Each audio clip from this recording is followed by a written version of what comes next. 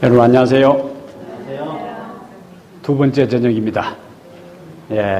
이 저녁에 다시 또 여러분들과 함께 만나게 돼서 반갑고 말씀으로 교제할 수 있는 시간을 주신 우리 하나님께 감사를 드립니다. 오늘 저녁에는 선택과 신앙생활 이 문제를 좀 함께 다루려고 합니다. 우리의 삶의 선택과 그것이 우리의 신앙생활에 어떤 관계가 있는가 하는 것을 말씀을 통해서 하나하나 좀 살피겠습니다. 우리 사람의 구성 요소를 성경에서는 데살로니가전서 5장 23절에 우리 사람의 구성 요소를 세 가지로 이야기하고 있어요. 무엇일까요? 우리 사람의 구성 요소.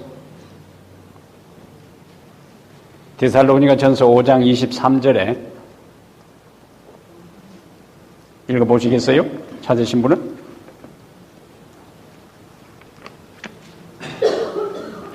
평강의 하나님이 친히 너희로 온전히 거룩하게 하시고 또 너희 온 영과 혼과 몸이 우리 주 예수 그리스도로 강림하실 때에 흠없게 보존되기를 원하노라. 아멘. 거기 보니까 세 요소를 무엇이라고 묘사하고 있습니까?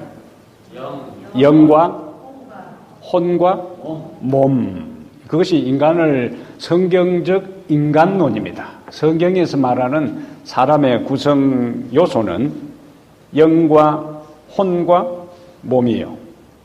우리가 몸은 우리의 몸, 피지컬, 우리 바디, 몸입니다. 그런데 혼은 그냥 쉽게 우리가 이해한다면은 정신, 마음을 가리켜요. 몸, 혼, 영. 혼은 무엇이라고요? 조금 전에 답을 다 가르쳤잖아요. 마음, 그 다음에 정신 차리세요. 예. 우리 마음은 또 구성 요소가 세 가지가 있는데 지, 정, 의. 이것이 우리의 마음을 구성하고 있는 세 가지 요소입니다. 지적인 작용과 정서적인 작용과 의지적 작용. 마음이라 그래요. 영은 제일 고차원적인, 제일 차원 높은 세계, 영역에서 하나님과 교통하고 교신하는 우리 몸의 특별한 부분, 영입니다. 영. 그래서 몸과, 바울은 데살로니가 교인들에게 뭐라고 이야기하는가? 너희 온 영과 혼과 몸이 우리 주 예수 그리스도 강림하실 때에 어떻게 해요? 흠없게 온전히 보존되기를 원하노라 그렇게 말씀했어요. 오늘 우리가 뭘 좀 생각한다고요? 이 저녁에? 선택과 신앙생활과 선택과의 관계인데 몸, 혼, 영 가운데서 마음, 지, 정, 의 가운데서 오늘 세 번째 해당되는 의지에 대한 문제를 좀 다루겠어요. 의지. 인간 변화의 가장 중요한 요소가 의지입니다. 의지. 이 의지를 옳게 사용하는 여부가 우리의 운명을 결정해요. 정로의 계단 47페이지에 인간 만사는 의지를 옳게 쓰는 여부에 달려있다. 그럼 그만큼 중요하지요. 인간 만사가 어디에 달려있다고요? 의지를 옳게 쓰는 여부에 달려있다. 그랬고 의지를 옳게 사용함으로써 그대들의 생애에는 전적 변화가 생기게 될 것이다. 그랬어요. 의지를 올바르게 사용하면은 그대들의 생애에 어떤 변화가요? 전적인 변화가 일어나게 될 것이다.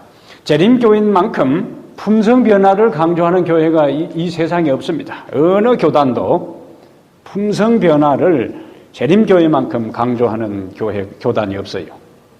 우리가 하늘에 가져갈 수 있는 유일한 것이 무엇이라고요? 품성이라 그래요. 그런데 그 품성 변화의 결정적인 요소가 인간 만사도 마찬가지고 의지를 올바르게 사용하면은 결정적인 변화가 일어날 것이다. 무엇을 올바르게 사용하면요? 의지를. 그러면 의지를 올바르게 사용하면은 전적인 변화가 일어난다고 했으니까 잘못 사용할 수도 있다는 거예요. 둘 중에 이제 하나입니다. 잘 사용하면은 변화가 되고 잘못 사용하면은 변질이 됩니다. 변화와 변질은 의지를 올바르게 사용하는 여부가 변화와 변질을 갈라놓는 갈림길이 되는 거예요. 그 요소가 됩니다. 자, 그럼 우리가 생각할 것은 그러면 의지가 도대체 뭐냐 하는 거예요. 여러분 생각에 뭘 의지라고 생각하세요?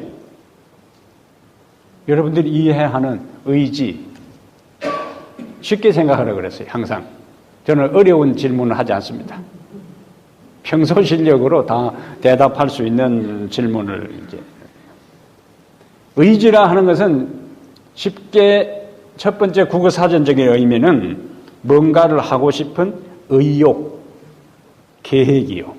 뭔가를 하고 싶은 의욕과 그 다음에 계획. 그리고 쉽게 문장을 만들면 의지가 있다, 없다. 그 사람은 그렇게 하고 싶은 의지가 전혀 없어. 그 사람은 그렇게 하고 싶은 의지가 강해. 여기에서 의욕이나 계획, 그것이 의지입니다. 그 다음에 두 번째 의지의 개념은 사람이 가지고 있는 결정할 수 있는 능력, 선택할 수 있는 능력, 결정력, 선택력입니다. 여기에서 우리가 보통 자유의지라는 말을 써요. 그 다음에 선택의 의지라 하는 말을 씁니다. 세 번째 의지는 심지, 투지. 그 사람은 의지가 강해, 의지가 약해. 예?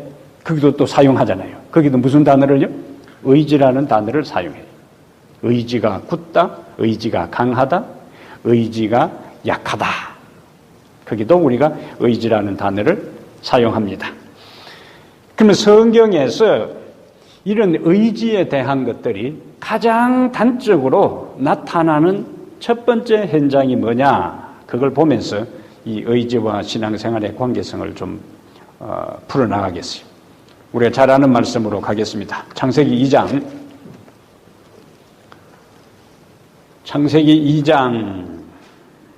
16절로 가보세요.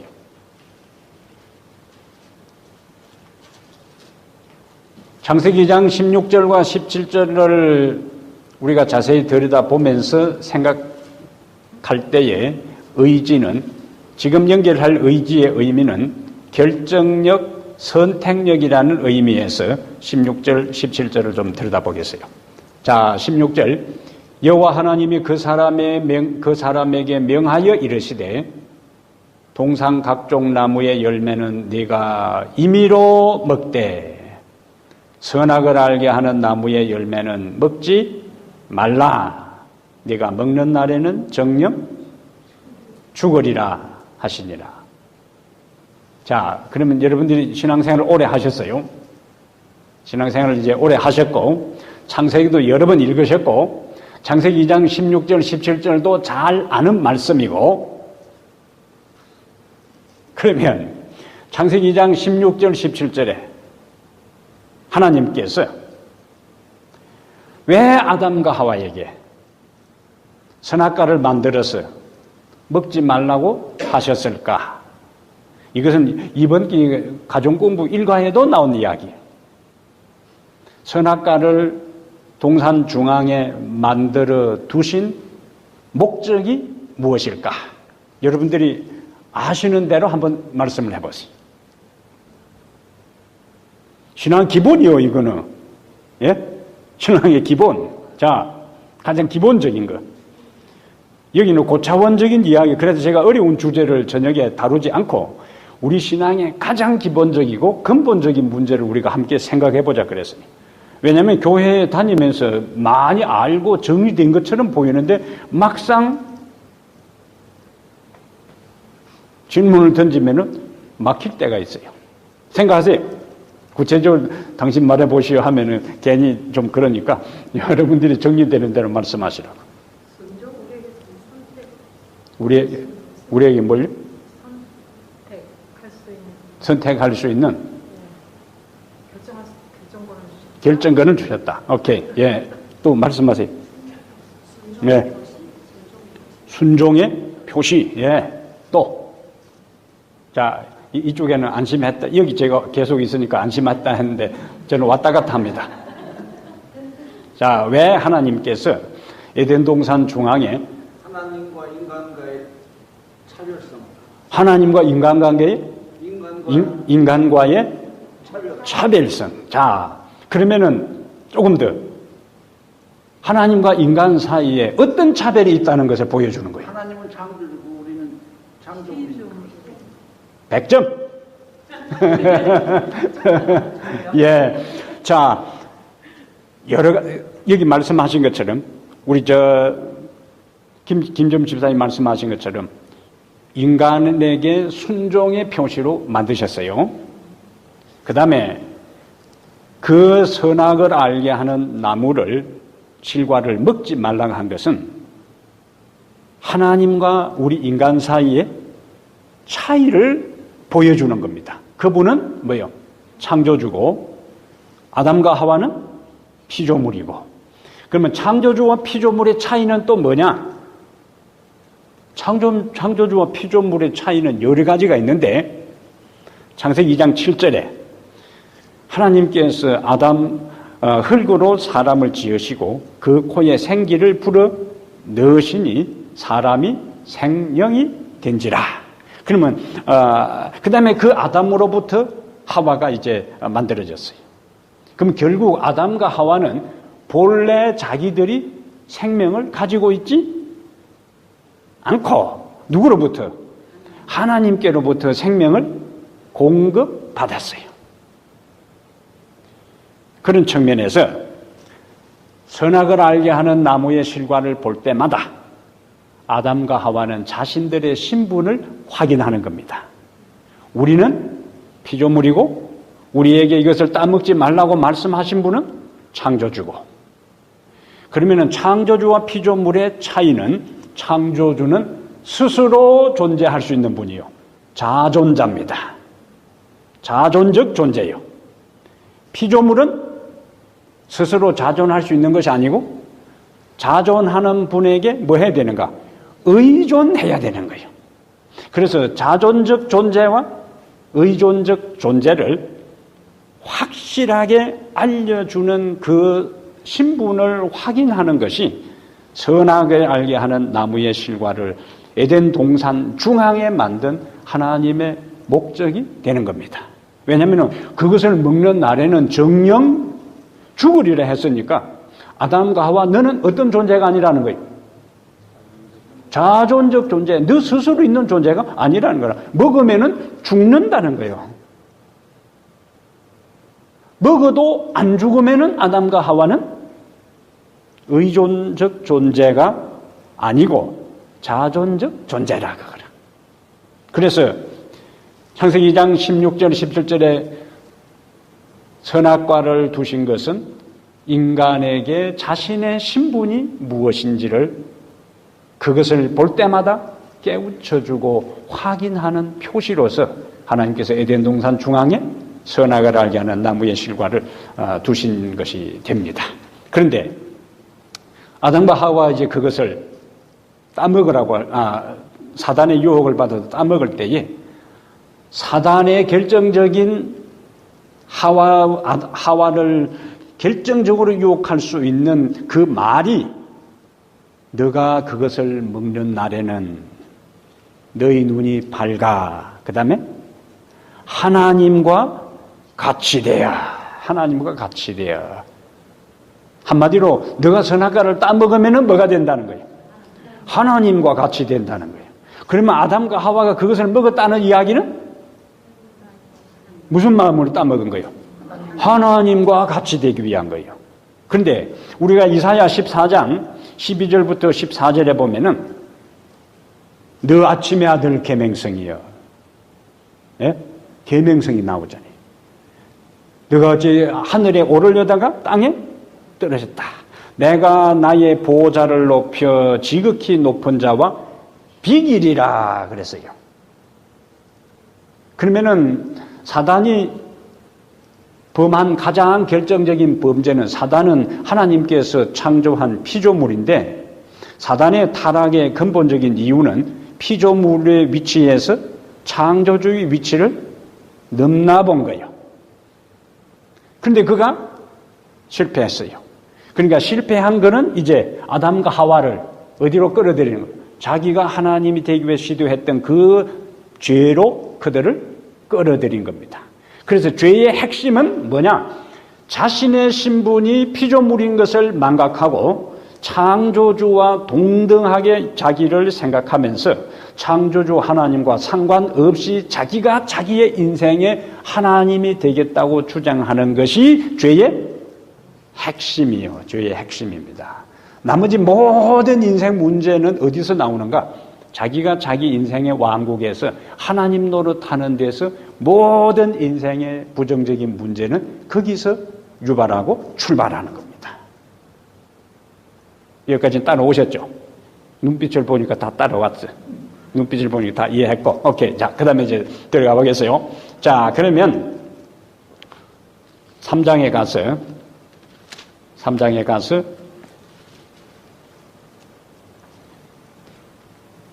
하와가 그 선악과를 따먹는 과정에 어떤 심리적인 현상이 전개되었는가, 그걸 이제 살피면서 우리의 일상의 삶과 연결해서 이제 보겠습니다. 창세기 3장, 뱀이 등장하죠? 뱀이 등장하고, 하나님은 뱀이 하와에게 유혹하는 내용이 뭐라고요? 5절, 너희가 그것을 먹는 날에는 너희 눈이 밝아져 하나님과 같이 되어 선악을 알 줄 하나님이 아심이니라. 그런데 앞에 그 이야기를 듣고 난 다음에 보니까 6절에 여자가 그 나무를 본 적 먹음직도 하고 보암직도 하고 지혜롭게 할 만큼 탐스럽기도 한 나무인지라. 자, 이것을 먹는 날에는 하나님이 된다. 그리고 그것을 보니까 먹음직도 하고 보암직도 하고 지혜롭게 할 만큼 탐스럽기도 한 나무인지라. 그럼 뱀이 하와에게 이것을 따먹으라고 했을 때에 딱 선악과를 보니까 먹음직도 하고 보암직도 하고 지혜롭게 할 만큼 탐스럽기도 한 나무인지라. 그러면 이제 자, 그때 하와 마음속에서 이제 갈등이 생기는 거예요. 따먹을까 말까? 이것이 이제 하와의 마음속에서 전개되는 갈등입니다. 그러면 사단은 내가 이것을 먹으면은 하나님과 같이 된다. 그리고 보니까 먹음직도 하고 보암직도 하고 지혜롭게 할 만큼 탐스럽기도 해. 그런데 왜 주저했을까요? 따먹으라 할 때 바로 안 따먹고 마음에 갈등이 있을 때에 무엇이 하와로 하여금 주저하게 했을까? 그거예요. 하나님께서 앞에서 이야기한 거예요. 선악을 알게 한 나무의 실과는 네가 먹지 말라. 먹는 날에는 네가 죽으리라. 그러면은 하나님은 먹는 날에는 정령 죽으리라 그랬고, 그 다음에 앞에 3장 4절에는 네가 결코 죽지 아니하리라. 하나님은 정령 죽는다 그러고 사단은 결코 죽지 않는다 그러고, 그리고 보니까 지혜롭게 할 만큼 탐스럽기도 하고 먹으면은 하나님과 같이 된다. 갈등이 생기겠어요? 안 생기겠어요? 예? 갈등이 생기지요. 갈등이. 예? 아, 이 벌써 다 성화되신 분이에요. 예. 갈등이 안 생겨요. 이 성화되신 분이에요. 성화되신 분. 예. 그 당시에 그 사과나무가 하나밖에 없으면 오케이. 예. 자, 그러한 갈등이 하와의 마음 속에서 전개되는데 한편에서는 따먹으라. 한편에서는 그걸 먹으면은 안 돼.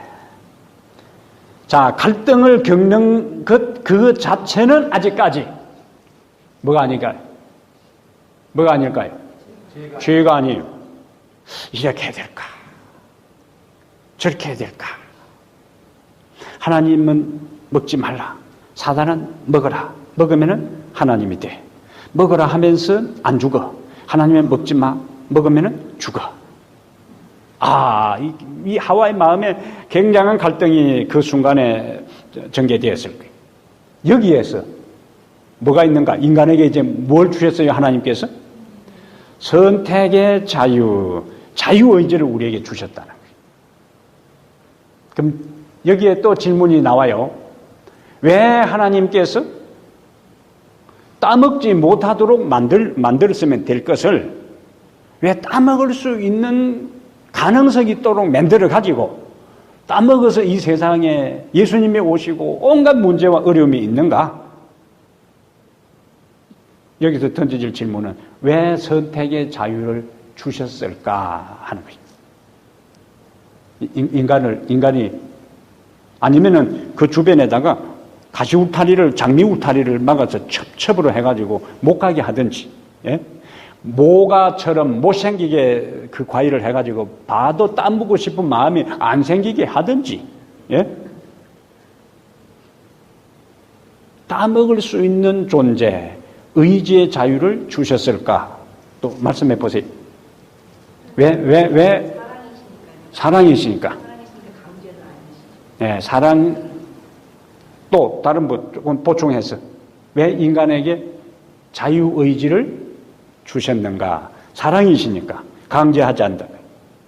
하나님은 그자나와 하나님이 포악한 사람이 되니까 사랑하게 되었다 뭐랄까 하나님이 그렇게 악한 분은 아니시다는 그런 의미에서 생각하시는 아닌가 하는 생각이 들어요. 예, 말씀. 예. 그 아버지 같은 그런 마음, 그 자식한테 그런 의미를 이렇게 자유를 줘야 이렇게 자상한 아버지가 되지, 이렇게 강압적이라고 치면은 그 자상한 아버지가 아닌 그런. 예, 맞아요. 또 다른 분. 생각하는 능력을 주셨다. 예. 하나님 품성 자체를 보여주셔요. 하나님의 어떤 품성? 자비롭고 사랑이라는 것, 사랑이 넘치는 것. 예. 하나님께서 창조한 피조물이 선택의 여지도 없이 그냥 입력된 프로그램에 따라서 본능적으로 자신을 찬양하고 순종하는 것을 원치 않고 자신의 자율적인 선택에 의해서 하나님께 순종하고 경배하는 것을 하나님은 원하셨다. 그거예요. 그게 첫 번째 이유고, 두 번째는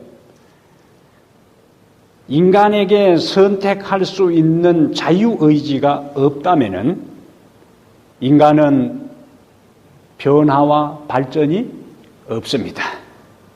그러면 오늘날도 에덴 동산에서 인간을 창조할 때 했으면 똑같은 그대로 살아가는 거예요. 의지의 자유, 선택력이 있다 하는 이야기는 잘못 사용해서 완전히 밑바닥으로 추락될 수 있는 위험도 있지만은 올바르게 사용하게 되면은 하나님의 높은 표준, 품성으로 무한한 세월을 통해서 끊임없이 성장하고 발전할 수 있는 가능성이 있는 것입니다. 예? 본능에 의해서 사는 존재는 변화와 발전이라는 것이 없어요. 항상 그대로요. 예? 원숭이는 항상 그 원숭이고, 제비는 항상 그 모양으로 집을 짓고, 소는 항상 그 모양이지, 1000년, 2000년 지나면서 일반 짐승이나 조류나 어류들이 다르게 바뀌어지는가? 먹이도 바뀌는가? 바뀌어져요? 항상 그대로입니다. 왜 그런가? 본능에 의해서 살아가기 때문에 발전이라는 것이 없고 항상 그대로입니다. 하나님은 인간에게 선택의 자유를 주어서 하나님께 불순종할 수 있는 위험성이 있지만은 그 위험성에 대한 염려보다 인간이 올바른 선택권을 바르게 사용해서 끊임없이 하나님께로부터 성장하고 발전하기를 하나님이 원하셨다는 겁니다. 예? 그래서 우리에게 뭘 주셨다고요? 자유의지를 주시고 선악과를 먹고 안 먹고를 선택할 수 있는 능력을 인간에게 주신 거예요. 자신의 선택에 의해서 하나님을 섬기는 것을 하나님은 기뻐 받으시는 것입니다. 자, 그럼 이제 첫 번째 마음의 갈등이 있었는데 여기에서 사단도 유혹하고 성령은 감동을 주시고 하나님은 강제하지 않고 사단도 절대로 강제적으로 인간을 죄짓게 할 수가 없습니다. 모든 우리의 삶에 일어나는 범죄 행위는 다 우리의 선택입니다. 우리의 선택이요. 사단도 절대로 우리에게 강제적으로 죄를 범하게 할 수가 없어요. 하나님은 우리가 범죄의 길을 갈 때에 또 강제로 막지 않습니다. 자, 예수님께서 사단에게 40일 동안 금식할 동안에 시험을 받으셨는데 몇 가지 시험을 받았어요? 3가지 시험을 받았어요. 그 3가지, 왜 3가지 시험을 받았을까요? 왜 예수님이 40일 동안 사단에게 3가지 시험을 받았을까요? 생각하세요.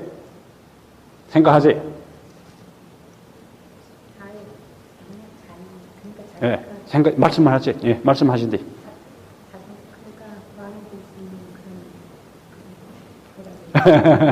예. 먹는 거.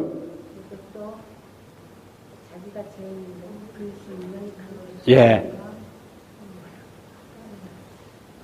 자, 3가지 시험을 지금 이제 말씀을 하셨어요. 하와가 그 실과를 보매. 첫 번째는 먹음직도 하고. 그래서 예수님께서 광야에서 첫 번째 무슨 시험을 받으셨어요? 이 돌을 가지고 명하여 떡덩이가 되게 하라. 자, 그러면 다시 생각하세요. 왜 예수님이 돌을 가지고 떡을 만들어 먹는 게 왜 시험이 되냐 그거예요. 예? 남은 또 훔쳐 먹는 것도 아니고 예수님은 돌을 가지고 떡을 만들 수 있는 능력이 있습니까? 있어요. 돌을 가지고 떡을 만들 수 있는 능력이 있는 분이 배고파서 돌을 가지고 떡을 만들어 먹는 것이 왜 뭐가 되냐고요? 시험이 되느냐 그거라. 생각하세요. 이걸 생각을 해야 돼. 그냥 예수님께서 광야에서 40일 동안 시험을 받았대? 이러면 안 되는 거예요. 왜 하필이면은 3가지 시험을 받았고 사단이 왜 첫 번째 무슨 문제로 유혹을 한다고요? 먹는 문제로 들어왔을까? 그 다음에 예수님은 돌을 가지고 떡을 만들어 먹을 수 있는 능력이 있음에도 불구하고 사람이 떡으로만 살 것이 아니요 하나님의 입에서 나오는 모든 말씀으로 산다라고 응수하셨을까? 그거예요.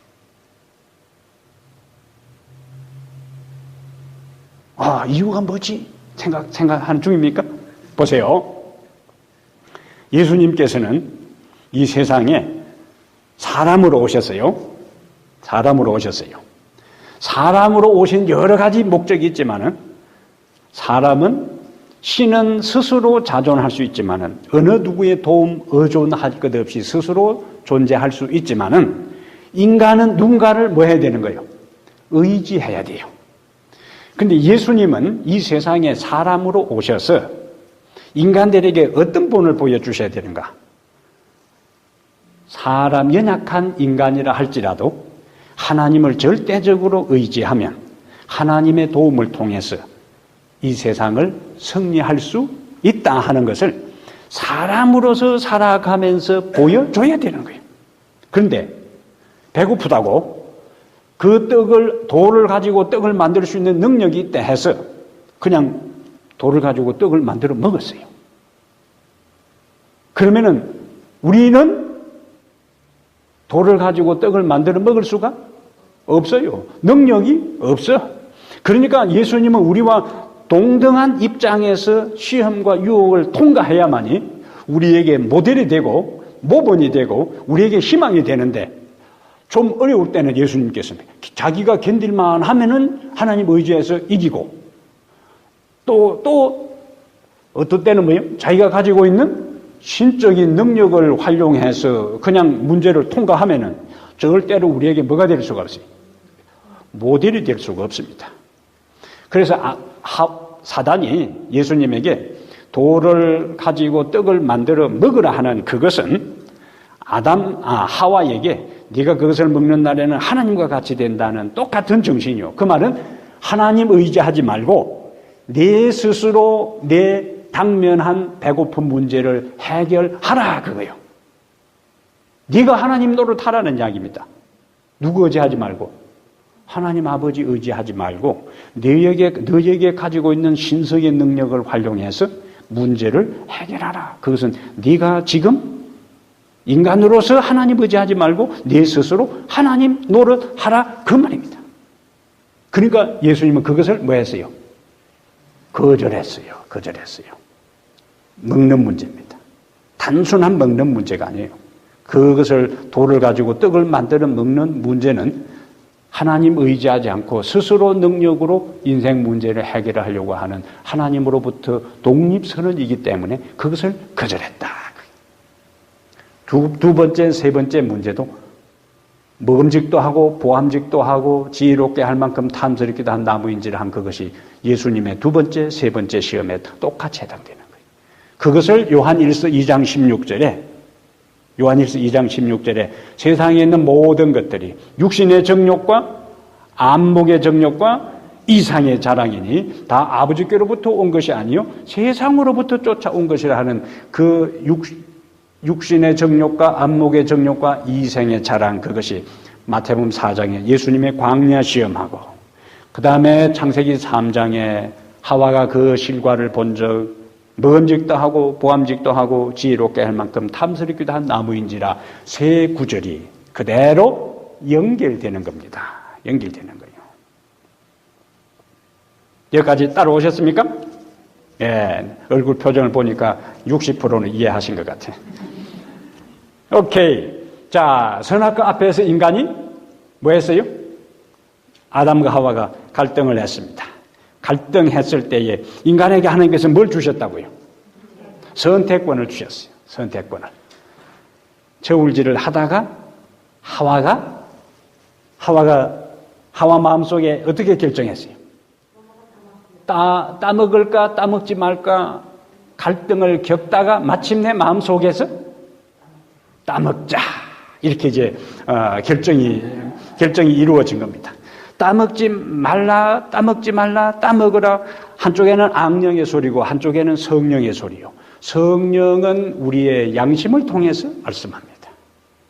양심은 하나님의 영이 말씀하시는 우리 인간에게 주신 통로요. 그래서 교회정을 5권 120페이지에 이렇게 이야기했어요. 양심은 인간의 정욕의 갈등 속에서 들리는 하나님의 음성이다. 양심은 하나님의 음성이라 그랬어요. 그리고 그것이 거절될 때 하나님의 영은 슬퍼하게 된다. 하나님께서 양심을 통해서 우리에게 말씀하시는데 그것이 거절하게 될 때 하나님의 영은 뭐 하신다고요? 슬퍼하게 된다. 하와는 뱀의 소리도 들었고 누구의 소리도 들은 거예요? 양심의 소리도 들은 거예요. 그런데 양심의 소리에 굴복하는 대신에 그는 뱀의 말에 굴복하기로 스스로 뭐 한 거예요? 결정했어. 선택했어. 이사야 30장 21절에 내 뒤에서 말소리가 이르기를 너희는 이 길로 행하라. 이 길이 정론이 너희는 이 길로 행하라. 네 뒤에서 뭐가 들린다고요? 말소리가 들려. 너희는 이 길이 정론이 이 길로 행하라. 그러면 우리의 삶의 매 순간순간마다 하나님은 우리에게며 선택의 기로에 있을 때에, 예? 생과 사에, 하늘과 땅에 하나님의 뜻과 사단의 유혹의 갈림길에 있을 때에 모든 순간순간마다 하나님은 우리에게 뭐예요? 말씀하시는 거예요. 말씀하시는 거예요. 정로를 향하여 가라고. 이사야 30장 21절의 말씀입니다. 자, 이런 상황에 결국 하와는 그리고 아담은 육에 패했어요. 영이 육이 승리하고 영이 패하고 뱀의 말에 그들은 굴복하고 그래서 결국에 그것을 따먹었다는 것은 하와가 이제는 무엇이 되기 위한 시도입니까? 앞에 우리가 살핀 내용에서 그것을 따먹었다. 배고파 따먹은 것도 아니고 맛보기 위한 것도 아니고 결국 그것을 손을 내밀어서 따서 먹었다 하는 이야기는 무엇이 되기 위한 시도다? 하나님이 되기 위한 시도요. 하나님이 되기 위한 시도라는 것은 하나님으로부터 독립선언입니다. 이제는 더 이상 하나님 뭐 하지 않고 의지하지 않고 내 인생은 내가 알아서 살아간다. 하나 질문이 오케이, 예. 왜 사단이요 하와를 꼬셨을까요? 아담을 꼬시냐? 하나님께서 왜 아담을 꼬시지 않고 하와를 꼬셨을까? 예? 사단이요. 예. 왜 아담을 꼬시지 않고 하와를 꼬셨을까요? 저는 모릅니다. 예. 왜냐하면 성경 전체에서 사단이 아담 대신에 하와를 접촉한 이유에 대해서 설명을 하지 않고 있기 때문에 성경이 침묵을 지키는 것은 알 수가 없어요. 예. 성경은 아담이라면 안 넘어갔을 것 같은데. 그렇죠. 우리는 이미 일이 발생하고 난 다음에는 이런 가능성, 이런 예측을 할 수가 있는데 그 답은 모릅니다. 왜냐하면 하나님께서 성경에서 우리 인간의 모든 의문을 다 기록해 놓은 것이 아니고 인간의 구원에 필요한 진리를 기록해 놨기 때문에 성경에 없는 것은 저도 모릅니다. 그 당시에 그렇게만 안 됐으면 우리가 편안하게 살았을 예. 그래서 그 질문에 답을 얻으려면은 어쨌든 하늘에 가셔야 돼. 예. 어쨌든 하늘에 가셔서 누구한테 물어보는가? 하와한테 그런데 하늘에 가서도 답이 안 나오겠네. 왜냐하면 그게 사단이 없기 때문에 왜 너가 아담을 유혹하지 않고 하와를 유혹하는지 물어볼 수가 없으니까 영원한 수수께끼입니다. 예. 그냥 의문으로 남겨두세요. 하늘에 가도 보니까 답이 안 나오겠네. 그건. 여자를 더 꼬시기 쉬웠을 것 같아요. 여자를. 오케이. 자, 세 번째. 자, 하와가 마음 속에서 하나님께서 금지한 것에 대해서 이제, 사단의 유혹에 따먹어야 되겠다. 마음속에 이제 딱 결심을 했어요. 마음에 결심을 하면은 그 다음에 이제 전개되는 것은 뭐냐면은 자기가 따먹는 것에 대한 합리화 작업이 마음속에서 전개됩니다. 자, 하와가 어떻게 합리화시켰을까요? 사단이 자기는 먹고 싶지 않았는데 뱀이 왜냐면 이제 그것을 따먹고 난 다음에 나중에 상황에 대해서 할 말을 만들어야 돼. 뱀이 먹으면 하나님처럼 된다 했기 때문에 예. 뱀이 꼬셨던 것 같아요. 뱀이 꼬셨으니까 내가 나중에 하나님께 혼날 때는 그렇게 이야기를 해야 되겠다. 또 하와 마음속에 어떤 생각이 어떻게 자기 행동을 합리화시켰을까요? 뱀이 유혹한 내용이 뭐죠? 네가 그것을 먹는 날에는 내 눈이 발과 하나님과 같이 되어 지혜롭게 될 것이다. 그러면은 하나님도 우리가 이것을 따먹고 하나님처럼 지혜롭게 되면은 하나님도 좋아하시지 않겠느냐. 자, 그 다음에 또 마음속에서 하나님은 사랑의 하나님이신데, 예? 하나님은 사랑의 하나님이신데 창세기 2장 16, 27절에 나온 것처럼 먹는 날에는 정령 죽으리라고 말씀하셨지만은 이거 따먹는다고 사랑의 하나님이 설마 우리를 죽이겠느냐? 그것은 하나님께서 겁주려고 한 것이지 진짜 죽이지는 않을 것이다 라고 따먹어야 되겠다고 마음에 결심하고 난 다음에는 스스로 자기 마음을 그렇게 합리화시키고 달래는 거예요. 이제. 예? 그것이 세 번째 이제 단계에서 마음속에 전개되는 심리적인 흐름입니다. 그렇게 해야만이 이건 이제 자기 합리화 과정에서 일어나는 것이 뭐냐? 자기 기만이에요. 자기 기만. 합리화 과정을 거치면은 이제는 담대해집니다. 그 합리화 과정을 거치기 전에 결심하기 전에는 긴장되고 갈등을 하다가 따먹어야지 하고 결심하고 따먹는 것에 대한 당위성과 이유와 합리성을 딱 스스로 정하고 난 다음에는 이제는 담대해지는 거예요. 그것이 더 이상 죄로 보이지 않게 되는 거예요. 긴장도 없어져. 당당해지는 겁니다. 성경에서는 이 단계에 자기 스스로 죄에 대한 것을 합리화시키는 이것을 굉장히 심각하게 생각합니다. 자기 합리화를 뭐라고요? 자기 기만이에요. 자기 기만. 이것은 굉장히 심각한 상황들이에요. 자기 합리화 과정이 끝나고 난 다음에 네 번째 나타나는 과정이 이제 뭐예요? 행동하는 겁니다. 그 과정을 갈등 단계에서 마음의 결심 단계에서 자기 합리화, 그 다음에 네 번째 단계에서 비로소 뭐 하는 거예요? 손을 내밀어서 그것을 따먹는 행동으로 나타나는 거예요. 그러니까 어떤 행동 이전에는 반드시 인간의 내면 속에 갈등과 결정과 합리화 과정 다음에 행동하는 것이 나타난다는 거예요. 자, 오늘 저녁에 이번 주 지난 안식일에 목사님께서 자, 이번 주 수요일부터 타고마교회 양녕재 목사님 오셔가지고 사경회를 합니다.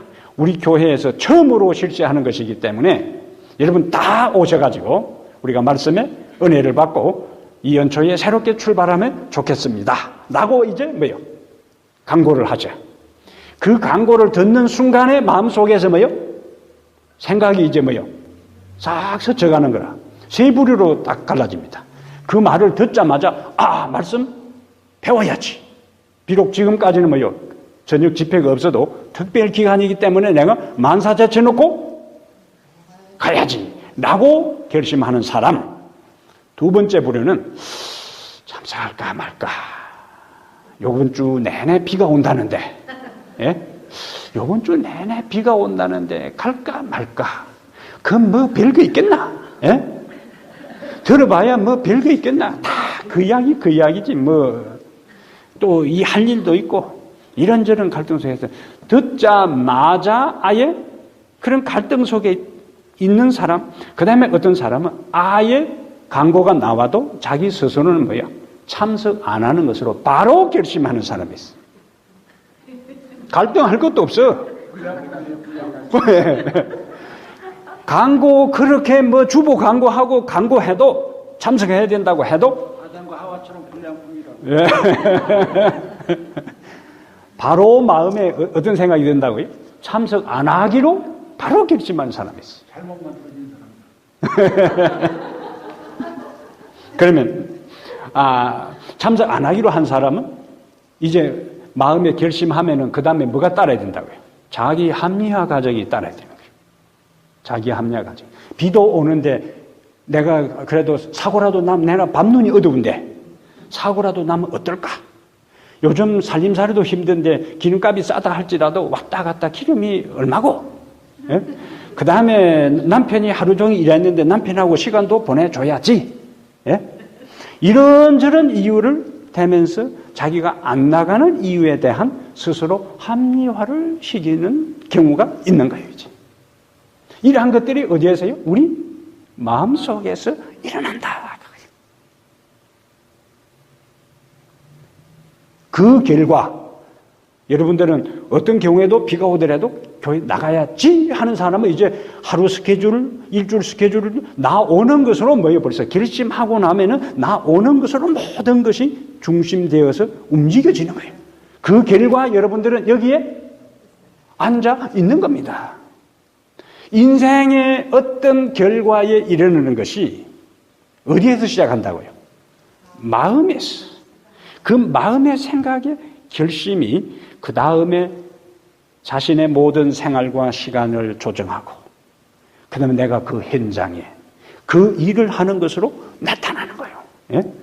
그렇다면 이러한 한 번 한 번의 경험이 하나님을 향해서 결정적으로 우리의 인생을 바쳐야 할 순간에 평소에 이 집회에 대한 강구, 헌신, 하나님의 요구에 대해서 하나하나 어떻게든지 하나님의 말씀에 반응하는 것으로 결심하고 그 다음에 행동한 사람은 그것이 행동 하나하나가 뭐가 되는가? 습관이 됩니다. 습관이. 예? 습관이. 그래서 결심, 생각은 무엇으로요? 행동으로. 그 다음에 행동 한 번 한 번은 무엇으로? 습관으로. 그러면 이번 사경회에 열심히 나온 사람은 내년에 사경회를 한다고 할 때에 더 나오기가 쉬워지는 거예요. 이번에 안 나오는 사람은 내년에도 잘 안 나옵니다. 올해 여러분들은 나오는 것으로 뭐요?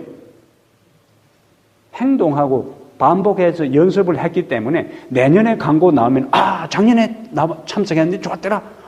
또 와서 배워야지 이렇게 되는 거예요. 그러니까 우리의 인생의 영원한 운명은 생각에서 뭐요? 행동으로. 그 행동이 한 번 한 번 뭐요?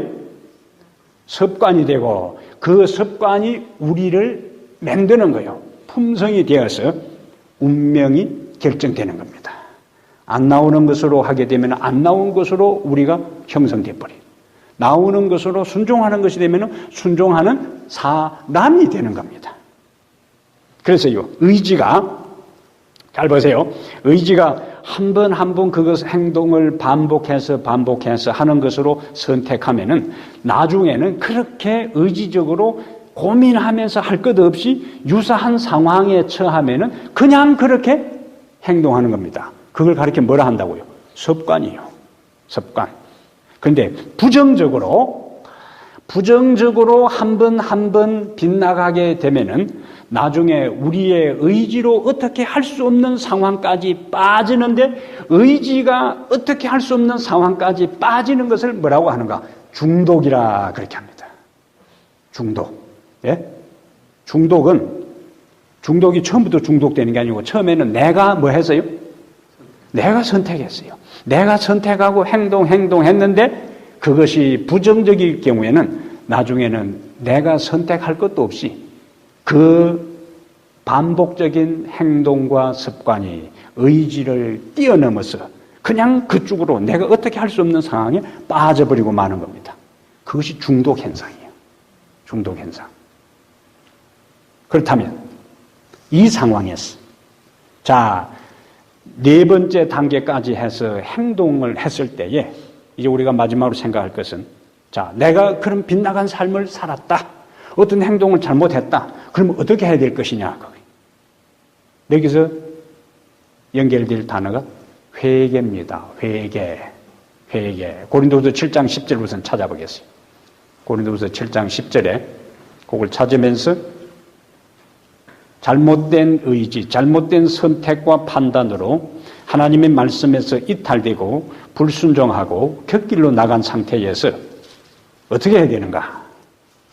회개해야 되는데 성경적 의미의 회개는 죄를 설포하고 죄에서 돌이켜 하나님이 명하신 새로운 길을 가는 것을 가리켜서 회개라 그래요. 회개는 한마디로 방향전환입니다. 회개는 뭐라고요? 방향전환. 내가 가는 길이 잘못됐음을 알고 하나님이 가라고 명한 바른 길을 가는 것, 회개입니다. 그런데 그 회개에 오해하는 문제가 있어요. 고린도서 7장 10절에 잘 그 구절을 비교해 보세요. 하나님의 뜻대로 하는 근심은, 이렇게 보세요. 하나님의 뜻대로 하는 근심은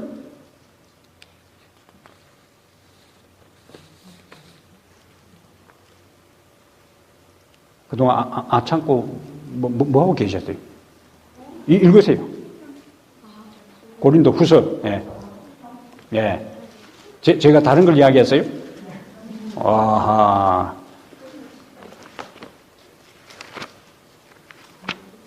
고린도 후서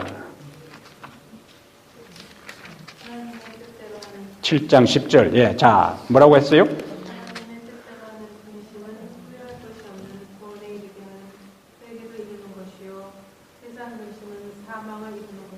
자, 그게 두 가지가 있어요. 두 가지.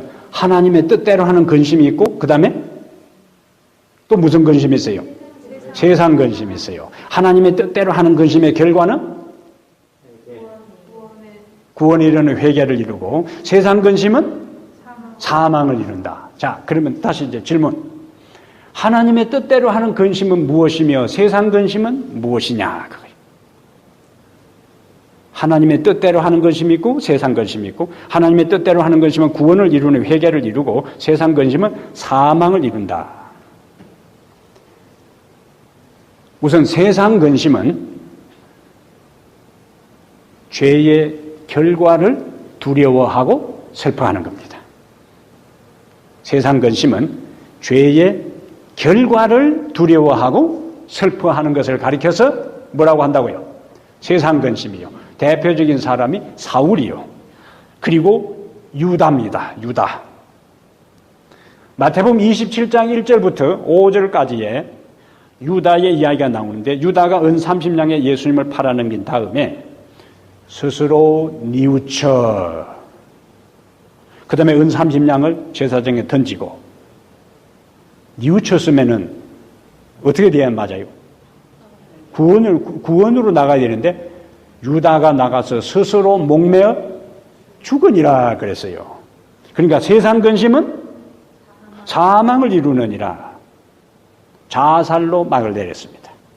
그가 진정으로 죄를 슬퍼하고 하나님의 자비를 알고 예수님의 은혜를 알았으면 자살하지 않습니다. 그가 자살했다는 이야기는 성경이 말하는 진정한 회개를 한 것이 아니라는 거예요. 유다는 예수님을 팔아넘긴 것 때문에 닥칠 형벌에 대한 자책감과 두려움과 공포를 견디지 못하고 스스로 목을 매어 자기의 생명을 끊었어요. 사울. 자, 이스라엘의 초대왕 사울. 사무엘상 마지막 28장, 그의 마지막 최후는 뭐였어요? 자살로 막을 내렸어요.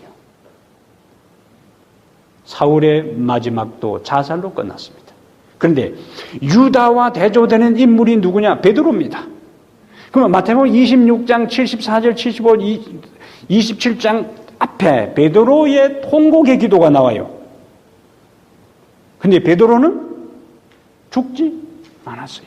슬퍼했어요. 통곡했어요. 심히 밖에 나가서 통곡하니라. 그런데 하나님의 뜻대로 하는 근심은 구원에 이르는 회개를 경험하게 하는 것이요.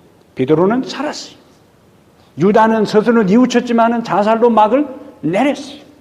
그러니까 유다와 베드로가 대조되는 것이고, 사울과 다윗이 대조됩니다. 다윗은 범죄했어요. 간음죄를 범하고 살인죄를 범했어요. 그러나 다윗은 시편 51편과 그 다음에요, 시편 51편에 눈물로 침상을 띄우는 회개의 기도를 드렸어요. 그는 자살하지 않았습니다. 그래서 다윗과 사울의 비교, 유다와 누구요? 베드로의 비교는 하나님의 뜻대로 하는 근심과 세상 근심이 무엇이며 그 결과가 무엇인가를 우리에게 단적으로 보여줍니다. 그렇다면 우리를 회개케 하는 분이 누구냐? 하나님의 성령입니다. 우리가 회개할 내용은 2단계에서 4단계 행동한 다음에 그 결과를 두려워하고 하나님 잘못했습니다 하는 것은 회개가 아니요. 그거는 후회입니다. 후회. 예? 그거는 후회요.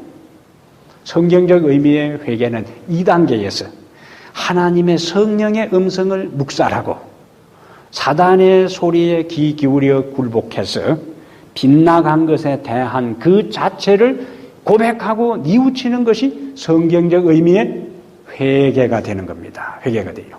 그럼 우리가 범죄한 다음에도 하나님의 영은 끊임없이 우리에게 뭐요? 내가 잘못됐어. 내가 왜 그렇게 했지? 하고 하나님의 영은 끊임없이 우리에게 양심을 통해서 말씀합니다. 말씀해요. 그 말씀하는 것을 양심을 통해서 우리에게 말씀하실 때에 그것에 반응하고 굴복하면은 히브리 13장 18절에 있는 것처럼 선한 양심이 되고 디모데후서 1장 3절에 있는 것처럼 청결한 양심이 되어서 진정한 회개를 경험하게 될 것이고, 그러나 하나님의 성령이 양심을 통해 우리에게 말씀하셔도 거부하게 될 때는 에베소 4장 30절에 있는 말씀처럼 성령을 근심하게 하는 것입니다. 성령을 근심하게 하는 가운데서 반복해서 성령의 음성을 깨우침을 거절하게 되면은 데살로니가 전서 5장 19절의 말씀처럼 성령을 소멸하게 되는 거예요.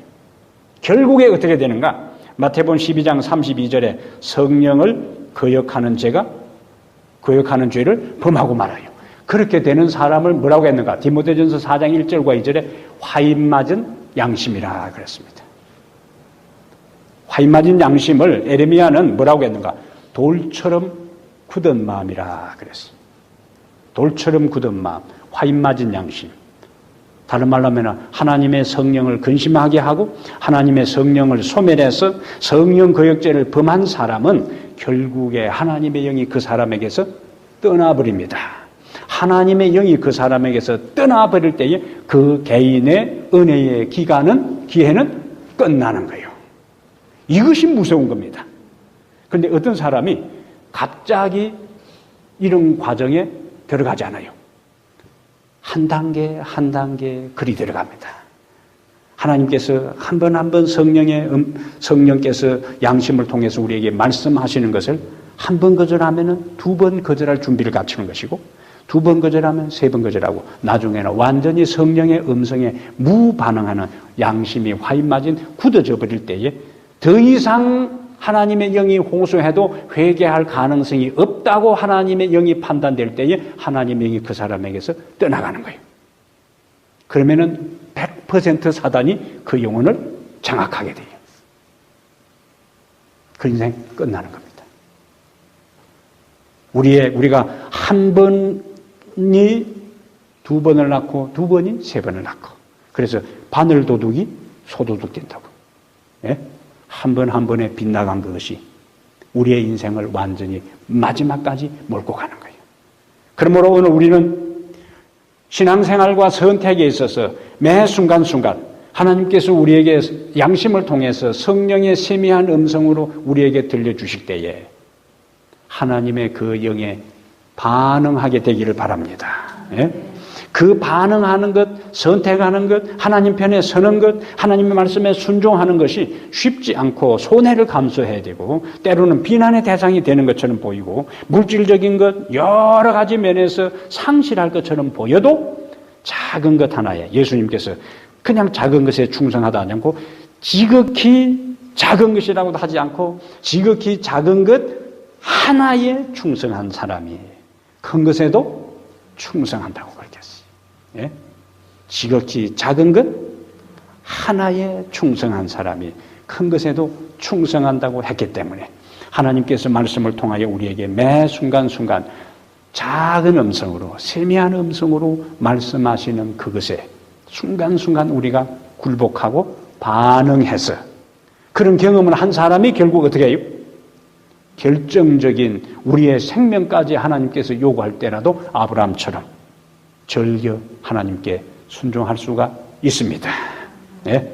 그래서 그 순종이 먼 훗날 하나님의 음성에 귀를 기울이는 것이 그 어떤 날 이루어지는 것이 아니라 일상의 매일 사소한 그 하나하나에서 하나님이 말씀하실 때에 주님 제가 여기 있습니다. 제가 주님의 말씀을 따르겠습니다. 마음에 결심하시면 결심은 우리가 하고 결심할 수 있는 능력은 하나님이 주세요. 우리 인간에게는 그것을 하나님의 뜻을 행할 능력은 없습니다. 하나님 우리가 할 수 있는 유일한 것이 뭐냐? 의지, 선택하는 겁니다. 결심하는 거예요. 그건 하나님께서 성령을 통해서 우리에게 긍정적으로 결심하게 하고 사단은 우리에게 부정적으로 결심하게 해요. 부정적인 유혹, 긍정적인 감동에서 하나님께서 인간에게 고유하게 주어진 것이 뭐냐? 의지요. 그것만은 누가 할 수 있는 거라고요? 우리가 할 수 있는 거예요. 우리가 할 수 있는 유일한 것이 선택하는 거예요. 선택하는 겁니다. 부정적으로 선택하면은 사단이 그쪽으로 우리를 몰아붙이고, 긍정적으로 선택하고 결심하면은 하나님의 성령이 결심한 그것을 실천할 수 있도록 하늘의 능력과 지혜와 은혜를 주십니다. 매 순간순간 하나님의 성령의 감동을 받아 양심의 세미한 음성에 귀 기울여 우리에게 주어진 고유한 기능, 하나님이 주신 유일한 고유한 기능, 하나님 편에 서고 옳은 편에 서고 영원한 편에 서기로 선택하고 결심하는 매일매일의 여러분의 삶이 되기를 주의 이름으로 축복합니다. 아멘. 기도하겠습니다. 하나님 우리 아버지, 이 저녁에 선택과 신앙생활에 대해서 진지하게 우리들 자신을 되돌아보고 말씀을 통하여 살펴볼 수 있는 은혜를 주신 것을 감사합니다. 작은 것 하나하나 미미하고 하찮게 보이고 보잘것없는 것이라 할지라도 그것이 주께서 원하시고 주의 명령이고 주의 소망이라면 따를 수 있는 마음을 주시옵소서. 우리에게 주어진 고유한 기능, 의지력, 선택력, 결정력을 언제나 주님이 기뻐하시는 쪽으로 활용하고 반응해서 우리의 삶 전부가 하나님이 기뻐하시는 바로 그 삶을 살아가도록 인도해 주시옵소서.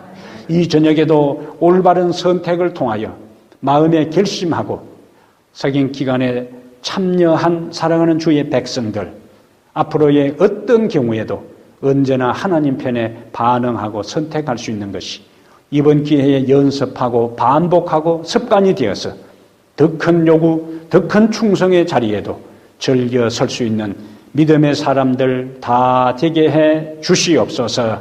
우리 주 예수님 이름으로 기도하옵나이다. 아멘.